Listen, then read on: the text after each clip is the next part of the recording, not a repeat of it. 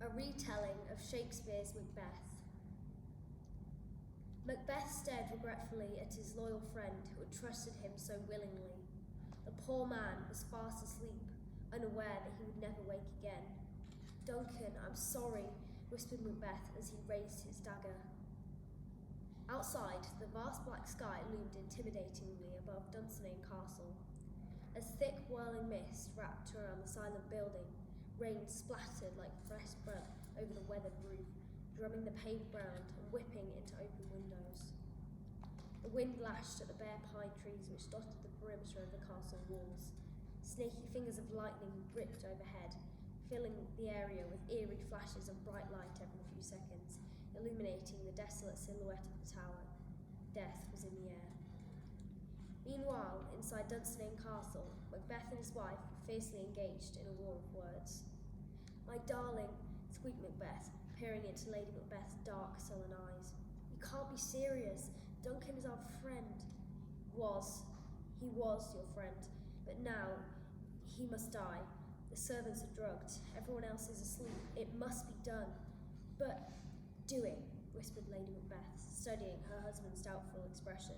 "We could be great. Think of what the witches told you. Please don't make me do this." Lady Macbeth reached up and wrapped her pale fingers around Macbeth's neck. "Now."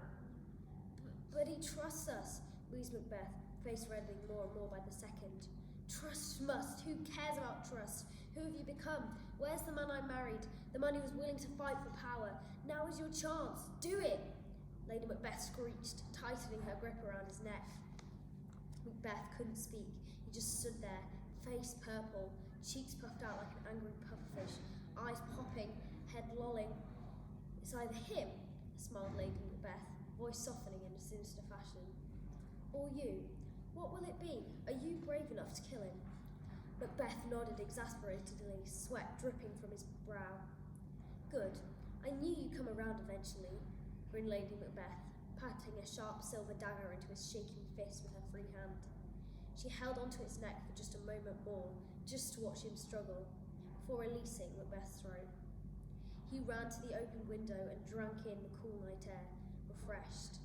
Then he stared, bewildered, at the knife clutched in his weak grip, turned and watched his delighted wife prancing around, humming a merry tune. He found himself repulsed by the joyful smile she wore on her pale, ghostly face. He couldn't help but wonder what was going through her mind. How long had she been planning this? Was this why he married him? Who else had she killed? And most importantly, who else was next? Macbeth knew there was no escaping this sorry situation. If Duncan lived to see another sunrise, who knows what Lady Macbeth might do to him? He inhaled, exhaled, stared at the lightning in the dark night sky outside, soaking in the pouring rain.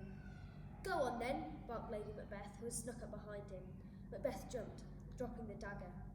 As it clattered to the ground, he stammered, "Yes, my dear, I'll go now."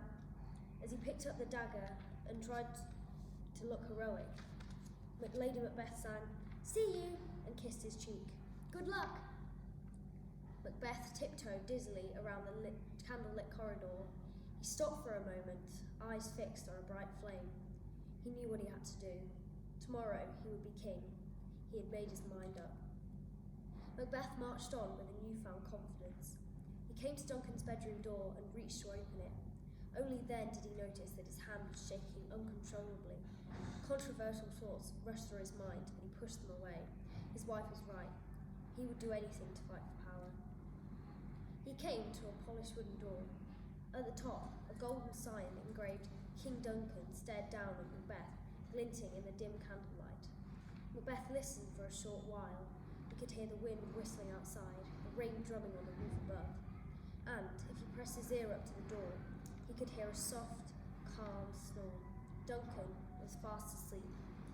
Confidence draining out of him like water to a funnel, Macbeth rested his wobbling hand on the smooth golden door handle and took a deep breath, closed his eyes, and creak pulled the door open.